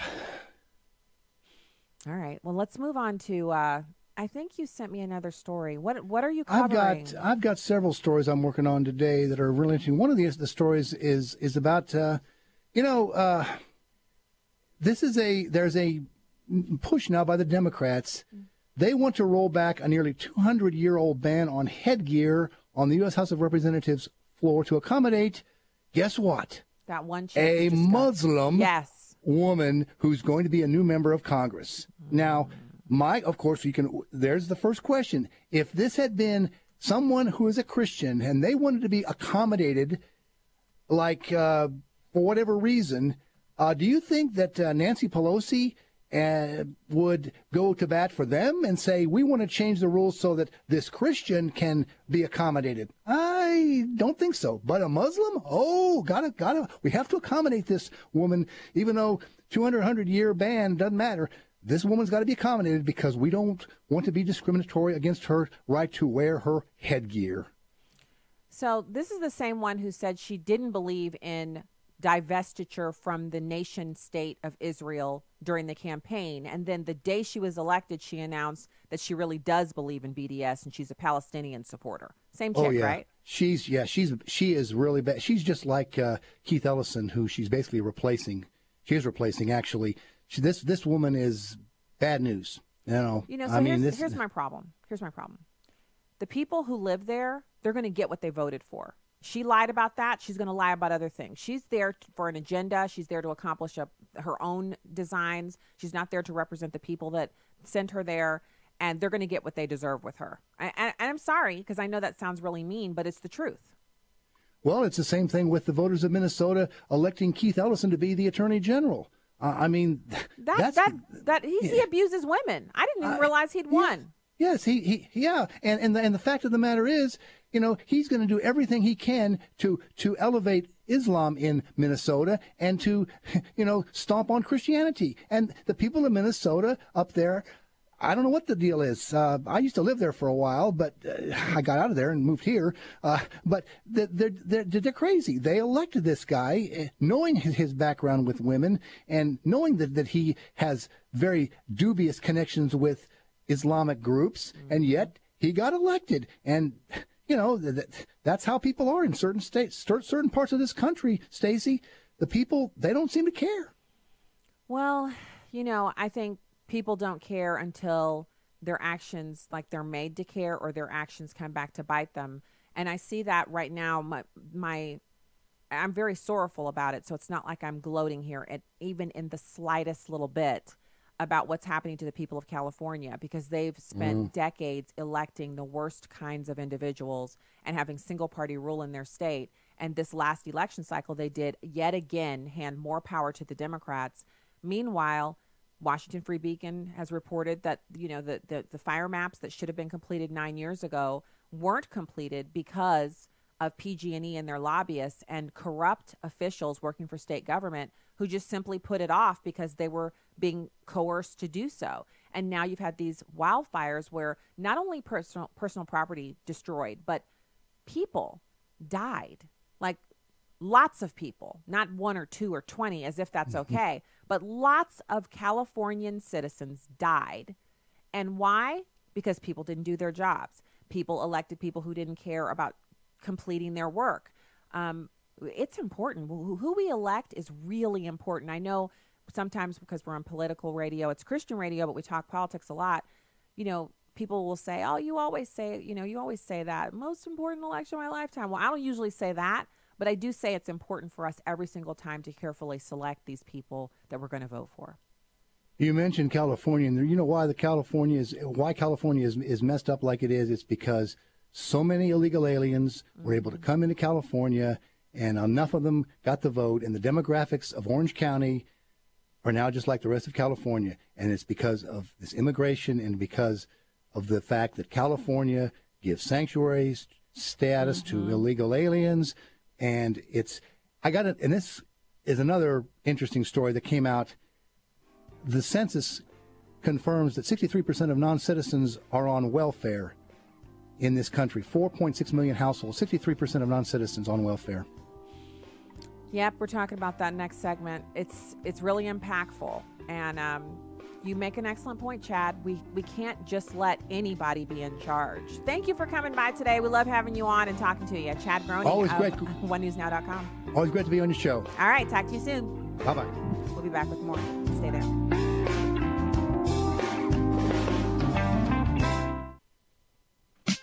A dear sister in the Lord, who is a writer for the AFA Journal, wrote an astonishing article about idols. In this article, she attests to the fact that if we are truly honest with ourselves, we will find things or people whom are more important in our lives than our relationship with God. Let's just say when I read this, I did my own soul searching and found a few. There are several passages in God's word where he tells us to not idolize things or people. Even the very first 2 commandments warns us about idolatry. In 1 John chapter 5, verse 21, John tells us to keep ourselves from idols. Idolatry is sin, and it could be your career, your marriage, your car, including yourself. John Piper says it best. Sin is what you do when your heart is not satisfied with God. How do you get satisfied and excited about God? Refresh your memory of what the Savior of the world did on the cross and ask the Lord to help you make him number one in your life. With a heart for the urban family, I'm today's urban woman, Victory McIntosh. Connect with us more at urbanfamilytalk.com. This is Just a Minute with Stacey Washington. It's not getting a ton of attention, but the wall at our southern border is actually under construction. Arizona will have 32 miles of short, ineffective vehicle barrier replaced in April of 2019. This replacement wall will stop pedestrians and vehicles from illegally crossing our border. Another area under construction in the Rio Grande Valley of South Texas will add 18 miles of new wall to stop illegal entrance, finally filling in those wide open spaces. Environmental laws are the main hindrances against utilizing the $1.5 billion allocated by Congress to move forward with wall completion. Under the Illegal Immigration Reform and Immigrant Responsibility Act of 1996, DHS can waive all legal requirements if needed. It's good to finally see some movement forward. The Republican-controlled Congress must fully fund completion of the border wall at the president's requested amount of $25 billion during the lame duck session. It's the least they could do. I'm Stacey Washington. Find out more at StaceyOnTheRight.com. I'm Chad Pergram with the Speaker's Lobby. It's not every day that his purple badness is linked with a prospective trade pact between Canada, Mexico, and the United States. For years, there's been NAFTA, the North American Free Trade Agreement. But House Minority Leader Nancy Pelosi isn't quite sure what to make of the new trade plan touted by President Trump. Whatever they're calling it now, it has some kind of a give it a good name. But the trade agreement formerly known as formerly known as NAFTA, is a work in progress. Perhaps they could call it purple trade. Congress will have to ratify the USMCA or U.S.-Mexico-Canada agreement. Lots of congressional Democrats don't like NAFTA. They're suspect of President Trump saying this is a done deal. With the Speaker's Lobby, Chad Pergram, Fox News. You can download episodes of Stacey on the Right from the podcast page on AFR.net or UrbanFamilyTalk.com. Now, back to the show on American Family Radio and Urban Family Talk. It's absolutely clear now, if it wasn't before with this caravan, that we do need to have the wall and other infrastructure at the border. And we also need to have resources for our immigration enforcement agencies so that they can enforce the law in the border vicinity and in the interior of the country, so that we aren't such a magnet for illegal immigration, and also reform the asylum system that people are abusing as a pretext to get into the country, even though, as you said, they're just trying to get into the country. They're not necessarily seeking asylum or to escape persecution. And the Congress needs to do this. The problem is that there's just a little bit of time left when we're going to have Republicans in the House in charge, and they can't agree on a funding plan. That's how deep the chasm is within the Republican Party over what the priority should be, enforcement or other types of immigration reforms. Hopefully they will be able to salvage something to get the executive branch the resources that they need. But things are only going to get tougher come January when the Democrats are running the House and initiating all the spending bills. And it's going to be an utter waste of time. Welcome back to the show. This is an immigration expert chatting about, that we need a wall, but Republicans can't seem to get together on it.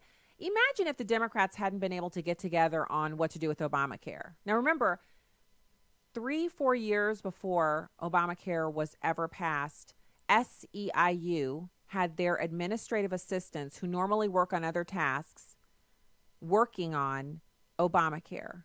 How do I know that? Because a friend of mine that I've known since I was on active duty in the Air Force, serving in Saudi Arabia on our TDY, he and I served in the same it was a little trailer on the flight line where we did our daily reports, and the jets would take off and land, and the crew chiefs would come in, and we'd see the pilots and everything. And normally our office was on the flight line, but in this particular instance, he and I were working together. He was from a different squadron, but same Air Force base as me, and we lived in the same dorm. And, we would be sitting there talking, and that's how we got to be friends. And oddly enough, he's from Missouri. I ended up in Missouri because of my husband's work, and we have remained friends to this day. And I remember him telling me on Facebook, like almost 10 years ago, maybe.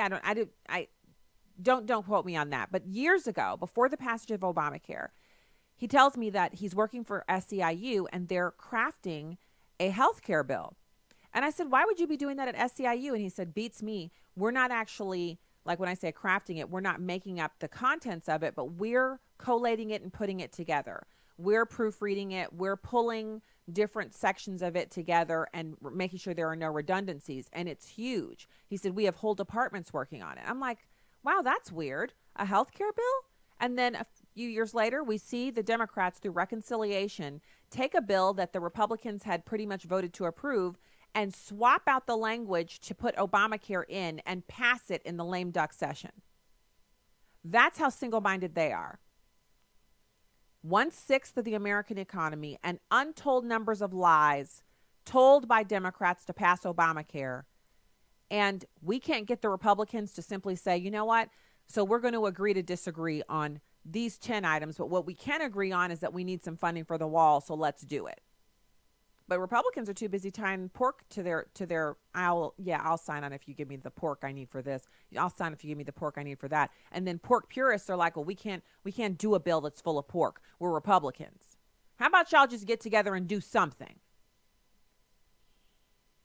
So it's true. I teased this during the first hour about the census confirming that 63% of non-citizens are on welfare, 4.6 million households.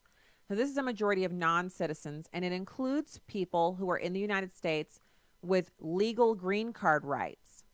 But legal green card holders are actually tapping into welfare programs as well. These programs are set up to help poor and ailing Americans. Remember, we had the Great Depression, and then we had all of these programs set up to make sure that people wouldn't die like happened back during the Great Depression. It's a way that Americans take care of other Americans by saying that no one should have to die of starvation in our country. And it's based and predicated on the social compact that we have here and the idea that we take care of each other. That's what this is about. So it looks great from the outside and everybody wants to come in so they can get taken care of too. But if you're a green card holder or if you're in the country illegally, you're not a part of the people that we're supposed to be taking care of. You're supposed to be here taking care of yourself if you're a green card holder. And if you're here illegally, you're not supposed to be here. I don't care what you've experienced. You're not supposed to be in the country illegally. So in a new analysis of the latest numbers from 2014, 63% of non-citizens are using a welfare program. That's more than half. So for people who are saying, well, we need them here to do the jobs, they're not just doing the jobs Americans won't do. They're taking the welfare Americans won't take. Imagine if 63% of Americans were on welfare. Well, first of all, you can't imagine that because how would our country function with 63% of the people receiving welfare? So if you look at people who've been here for 10 years or more, the number grows to 70%. So people have been concerned, the people from think tanks, people on the right side of the political spectrum, editorial writers, policymakers, state legislatures, state legislators, everyone has raised concerns that the longer a person is in the country illegally or legally and taps into welfare, the more likely they are to be on that welfare generationally. Well, it's the truth. Once immigrants tap into welfare, they don't get off. It's the ultimate gravy train. Welfare use is higher for every type of immigrant household than for native households, with the exception of housing programs. So if you look at any welfare, 63% of immigrants and 55% of all immigrant households, which are citizens and non-citizens, but 63% of non-citizen households, and 50% of naturalized citizens. So people who come here and are naturalized are 50% of the people, that 50% of them are on welfare. And the native households, 35% of native households are on welfare. So let's break this down again. And remember, you know how much I love a chart and a graph. This is what I did in the Air Force, is I made these. I extrapolated data for trends. It was awesome. When I say that, people often laugh because they think I'm being sarcastic, but no, I really loved making those charts and graphs. I loved delving into the data. I loved the Access database and converting it into Excel spreadsheets. It was just so much fun, like super fun. It was fun on steroids. So when I see these, I'm like, oh yes, let me just look. What are they talking about? So the source of this information is the 2014 survey of income and program participation. And the cash welfare, just so we can define what we're talking about here, is the Earned Income Tax Credit, SSI, TANF, which includes food stamps, WIC, and the school lunch and breakfast program. Housing includes subsidized and public housing. So if we have 35% of native households partaking in any old welfare, 23% of native households partaking in Medicaid, 21% partaking in food stamps, 19% just getting straight cash from the government, why would we want illegal immigrants here? Why would we want to push those numbers up so that all households taken in combination, it's almost 50% of the people receiving some kind of payment from the U.S. government to help them live? Do you see what I'm saying? We go from being self-sufficient. If we continue to allow people in here illegally, we go from being self-sufficient nation with a high GDP and the leading economic engine of the world to just another third world pit, someplace where people are so easily triggered that if you say it's a third world pit, they're like, that's a hate crime. She said hateful things. You need to investigate her. Like in Great Britain. That's how they do in Great Britain. You say something people don't like, they send the DCFS to your house to investigate whether or not your kids are being taken care of. They attack you and they launch an investigation into whether or not you're allowed to say stuff like that. That's where we go. As soon as the people who are leeching off of our system, who are taking from taxpayers, robbing us blind, stealing from us because they come from third world countries and they don't want to fix their own country, they just want to come here and sit on their butts and take from us. As soon as there are enough of them, they'll vote to eliminate the right for me to sit here and say that. They'll vote to eliminate the right for me to have an AR-15 or have guns to protect myself. What they want to do is turn this place into that pit they left. They spread the pittiness all over the place wherever they go. Do you not like me saying that? The line of haters is long. Get in the back. It's a long walk. You better take off now so you have time to get there and still get back for dinner. The Center for Immigration Studies said in its report that the numbers give support for Trump's plan to cut non-citizens off of welfare from the public charge, if you will, if they want a green card that allows them to legally work in the U.S. And that's a fair trade. You want to work here? You ain't getting no welfare. No welfare for you. The Trump administration has proposed a new public charge rule, making it harder for prospective immigrants to qualify for lawful permanent residence, green cards, if they use or are likely to use U.S. welfare programs. So this goes to the concern over immigrant welfare.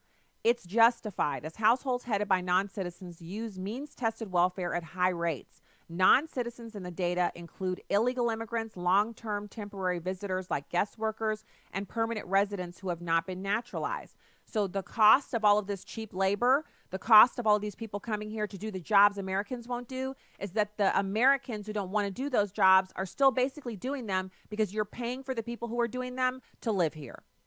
You're paying for them to be here, not just educating their kids, but them in particular. They're on welfare and they're getting tax dollars, which you yourself are paying in. You think you're making more money because you're not picking strawberries? Well, if you subtract off the amount of your income that's going into taxes to pay for the strawberry pickers to live, you're really not making as much as you thought you were. Now, isn't that something? Imagine if Democrats and Republicans were both as concerned about this. Instead of being concerned about the browning of America, we're concerned about making sure that Americans who work aren't primarily working for the benefit of people who shouldn't be here in the first place. Green card workers and illegal immigrants.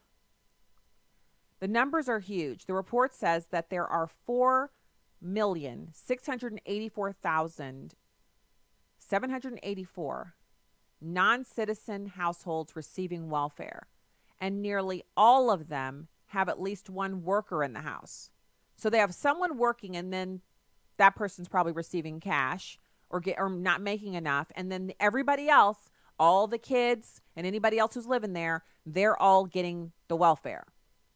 So in their report, Stephen A. Camarota, who's the director of research, and Karen Ziegler, who's a demographer at the center, said that in census data, about half of those are in the United States illegally. Their key findings in the analysis: 63% of households headed by a non-citizen use at least one welfare program compared to 35% of citizen households. Welfare use drops to 58% for non-citizens households and 30% for native if the cash payments from the earned income tax credit are not counted as welfare. But it is. If you've ever received earned income tax credit, you know that it means that it pushes you from owing tax to getting a tax refund. So you might not have even paid very much in, but you're still getting a refund. That's not really a refund. That's a gift. And it comes on the backs of other people who are working 4 months out of the year to pay their tax burden. 3 months, 4 months. The first dollar you earn that actually is all yours comes in the summertime. The first 4 months of the year you're working for Uncle Sam so he can pay these people. So you've got the food programs, which non-native households use at 45%, 21% of native households use it, and Medicaid, 50% of non-native households use that, and 23% for natives. So while most new legal immigrants, green card holders, are barred from most welfare programs, as are illegal immigrants and temporary visitors, these provisions only have a modest impact on non-citizen household use rates because, one, most legal immigrants have been in the country long enough to qualify. And number two, the bar does not apply to all programs, so nor does it apply to non-citizen children. So all you have to do is get in the country and have a child. And if you're a legal green card holder, now your child can get the welfare. Some states provide welfare to new immigrants on their own. And most importantly, non-citizens, including illegal immigrants, can receive benefits on behalf of their U.S.-born children who are awarded U.S. citizenship and full welfare eligibility at birth, which is why I go back to, remember, the 14th Amendment was created for the benefit of freed slaves. That is the special relationship between whites and blacks, where whites owned blacks, and so did Indians, and some blacks owned Indians. I mean, it was a travesty. And the history of slavery knits the blacks and whites in this country together in that agreement that was made after the Civil War, where blood was shed and atonement was made for the sin of slavery. And now we move forward into the future, but other outside groups do not get to partake in birthright citizenship unless one of the parents is an American citizen, because the birthright citizenship was enacted to protect the children of freed slaves. And anyone who disagrees with that is just with their hands out in my pockets, grubbing around, trying to take not just the money that we pay in taxes, but they're trying to take my legacy as a descendant of slaves and my connection to white Americans, because we are all one people group. Sorry you're not in there, but you're not. That's the truth. I'm sorry it hurts you, but I'm not sorry because sorry, not sorry. All right, that's the show. God bless you from the heartland. Be back with you tomorrow.